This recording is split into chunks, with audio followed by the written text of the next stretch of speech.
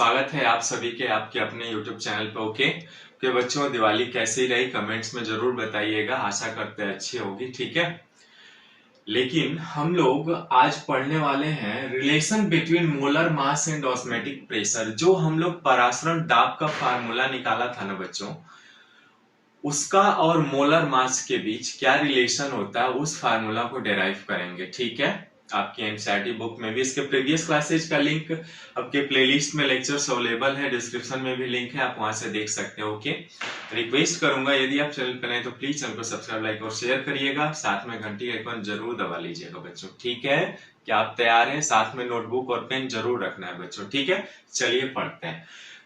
कह रहा है relation between molar mass and osmotic pressure. चूंकि बच्चों हम लोग जानते हैं कि ऑस्मेटिक प्रेशर का जो फार्मूला हम लोगों ने निकाला था वो पाई बराबर क्या था, CRT ये था। और ये हम लोग बखूबी निकाल चुके हैं CRT क्या है ना। यानी पाई बराबर CRT, ये इसका डेरिवेशन हम लोग कर चुके हैं। आज हम इनके बीच मोलर मास और इनके बीच रिलेशन निकालेंगे। ठीक है, अब यहाँ पे हम सभी जानते हैं कि पाई क्या है।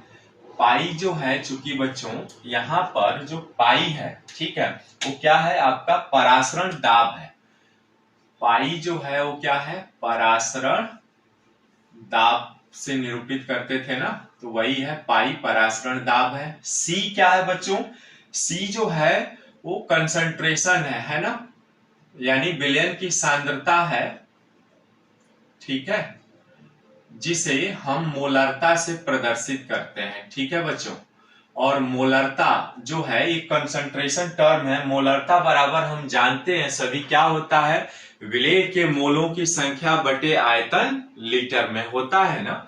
तो इसका हम मोलरता के साइन में प्रयोग करेंगे, है ना। चूंकि हम लोग जानते हैं कि मोलरता को सी से निरूपित करते हैं, बराबर होता है विलेय के मोल है ना, मोलों की संख्या जो आप निकालते थे ना वही है, बटे आयतन, ठीक है, लीटर में, है ना। ये चीजें हम जानते हैं, पहले भी पढ़ चुके हैं बच्चों कि आयतन जो होगा वो क्या होगा, लीटर में होगा, और एन से विलेय के मोलों की संख्या को प्रदर्शित करते हैं। ठीक है बच्चों, ओके। और चीजें क्या क्या है वो भी समझ लेते हैं हम। ठीक है, आर क्या है, आर जो है आपका गैस नियतांक है। ठीक है, ये आप जानते भी हैं इनका वैल्यू। आर जो है वो क्या है, गैस नियतांक है। ठीक है, टी क्या है बच्चों, टी जो है आपका टेम्परेचर है, यानी ताप से निरूपित किया जाता है। ठीक है, ये सारी चीजें हम जानते हैं बच्चों। ठीक है, और चूंकि हम जानते हैं कि मोलरता को यदि प्रदर्शित करें तो मोलरता को आयतन लीटर में यदि हो रहा है तो इसको हम चूंकि C बराबर विलेय के मोलों को हम मान लेते हैं N और आयतन लीटर में यदि मान लेते हैं, तो इसको हम जैसे ही चेंज करेंगे, ठीक है, तो 1000 से गुणा करा लेते हैं, है ना। यानी C बराबर N गुणे 1000 बटे आयतन। ठीक है बच्चों, यहां तक तो हम जानते हैं। ठीक है, अब आइए हम मान लेते हैं कि विलेय की मात्रा जो है वो W2 है। चूंकि माना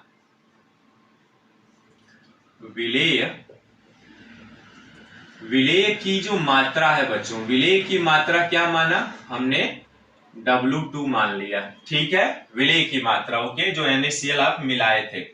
ठीक है, विलेय का अणु भार है ना, अणु भार तो आप जानते ही हैं कैसे निकालते हैं, इनके परमाणु भारों को जोड़ करके विलेय का अणु भार को हम मान लेते हैं M2 है।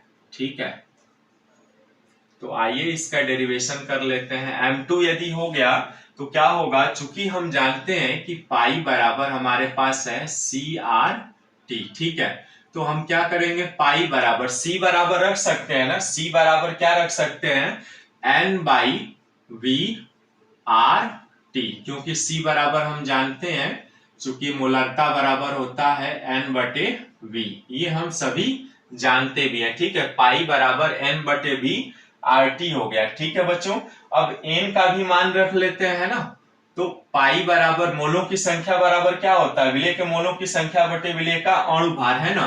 तो ये आ जाएगा W2/m2 गुणे RT और बटे में आ जाएगा V। ठीक है, इसको थोड़ा सा ऐसे लिख लेता हूं मैं, पाई बराबर। ठीक है ना, यहां तक क्लियर है बच्चों? ठीक है, पाई बराबर हमने क्या लिख लिया, चूंकि पाई बराबर CRT होता ही है, ये हम सभी जानते हैं। अब C का मान चूंकि मोलरता से हम काउंट कर रहे हैं, क्योंकि उसके कंसंट्रेशन को निकालना है, मात्रा को, तो यहाँ पर C बराबर N/V विलेय के मोल बटे आयतन। ठीक है, वही चीज यहाँ पे रख दिया हमने, N/V RT। ठीक है, अब चूंकि मोलों की संख्या आप जानते हैं, मोलों की संख्या कैसे निकालते हैं ना, विलेय की मात्रा बटे विलेय का अणुभार, है ना।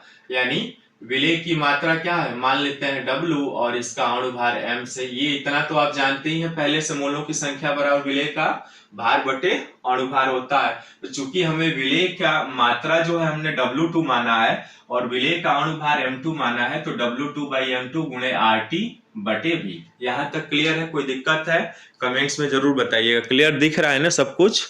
ओके, चलिए अब यहाँ पे आप एक चीज और आगे हल करके इसका रिलेशन निकाल सकते हैं बच्चों। कैसे, आइए देखते हैं। अब बस कैलकुलेशन करना है थोड़ा बहुत, ठीक है, मैथमेटिकली है तो आप आसानी से कर सकते हैं। ठीक है, अब चूंकि पाई बराबर यहाँ पर क्या हो जाएगा, पाई बराबर W2 गुणे RT बटे M2 गुणे V।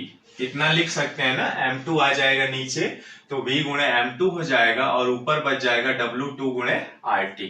क्लियर है? यहाँ तक कोई दिक्कत नहीं होनी चाहिए।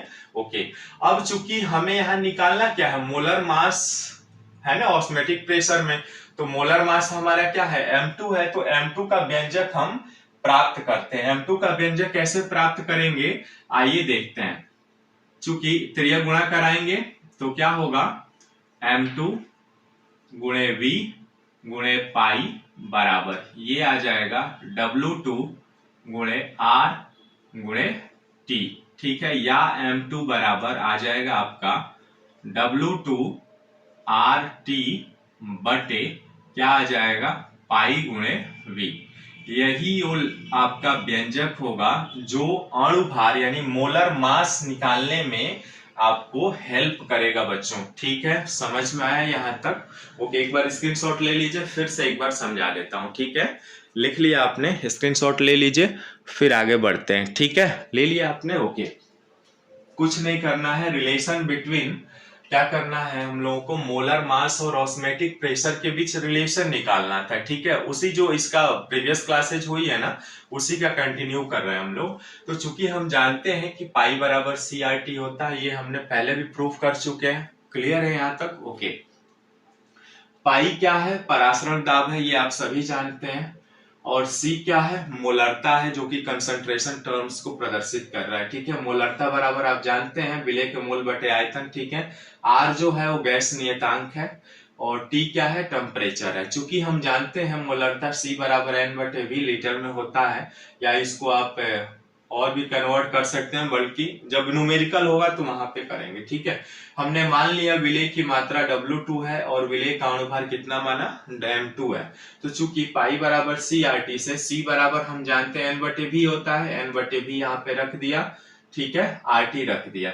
अब चूंकि हम जानते हैं कि मोलों की संख्या कैसे निकालते हैं, N बराबर होता है ना मोलों की संख्या बराबर भार बटे अणुभार से निकालते हैं हम। ठीक है, वही चीज यहाँ पे चूंकि W विलेय की मात्रा निकाल रहे हैं, तो W2 बटे M2 गुणे RT बटे B। अब आप ये मैथमेटिकली है, आप आसानी से कर सकते हैं। M2 नीचे आ जाएगा, M2 गुणे B, W2 गुणे RT हो जाएगा पाई बराबर। चूंकि हमें M2 का मान निकालना था, तो यहाँ से त्रिय गुणा कराएंगे तो M2 गुणे V गुणे पाई बराबर क्या होगा, W2 गुणे RT हो जाएगा। ठीक है, या M2 बराबर W2 RT बटे पाई गुणे V। यही वो व्यंजक होगा जो आपका परासरण दाब और आपके मोलर मास में रिलेशन को प्रदर्शित करेगा। ठीक है, इसी पे आधारित आपका जो ना NCERT का क्वेश्चन है बच्चों, एग्जाम्पल 2.11। ठीक है, सेम पे आधारित है, तो उसी एग्जाम्पल को एक बार हम हल करते हैं। ठीक है, उसके बाद नेक्स्ट टॉपिक पे आते हैं। ठीक है, इसका स्क्रीनशॉट ले लीजिए, आशा करते हैं समझ में आया होगा। ओके, ले लिया आपने स्क्रीनशॉट, फिर आगे बढ़ते हैं और इसी एग्जाम्पल पे हम लोग हल करेंगे इसके आपके एनसीईआरटी का एग्जाम्पल। ठीक है, नमस्कार, thanks for watching this video. मिलते हैं फिर नेक्स्ट वीडियो में।